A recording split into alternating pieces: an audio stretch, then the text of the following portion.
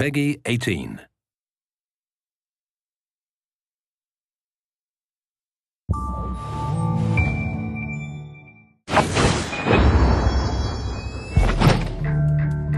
So in addition to the story campaign, which is represented by Prologue, we have 4 additional game modes which make up what we call Deniable Ops. Those 4 modes are Hunter, Infiltration, Last Stand, and Face Off.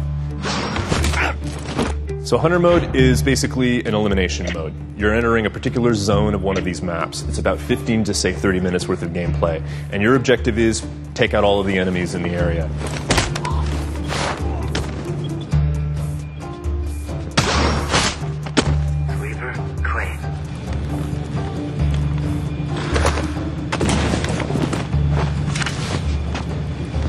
If you slip up or if you get a little too noisy, maybe you're not as stealthy as you need to be, of course reinforcements will show up, and that makes things a lot more difficult. Target spot! We also want to make sure that players have a chance to pit those skills against one another.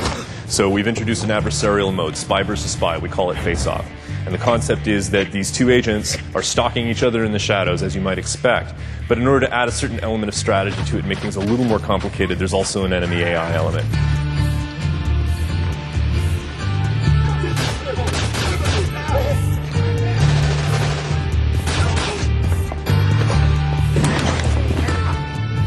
Last Stand is really something new for the Splinter Cell world. It's basically a survival mode. Our agent or agents are tasked with protecting an object of some value. In this case, it's an EMP warhead that's destructible.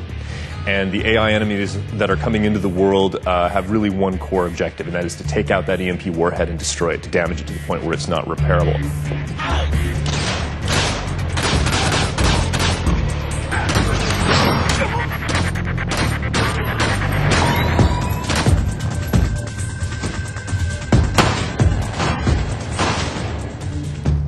Infiltration, I like to think of as our gift to the loyal Splinter Cell players, the people who've been with the franchise from the very start. It's pure stealth gameplay, which means if you get detected, it's game over. And as you would expect, we introduce a lot of security ingredients into that mix. So we see cameras, we see turrets, we see lasers, all of these elements which help make things a little more difficult for the players who are trying to move through this space without getting spotted.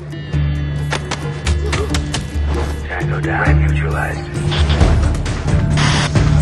With all of these new gameplay ingredients and new mechanics that we're giving players to try to use and explore, we want to reward those players that are using those tools. We want to reward the players that are being the completionists and are exploring every corner of the game.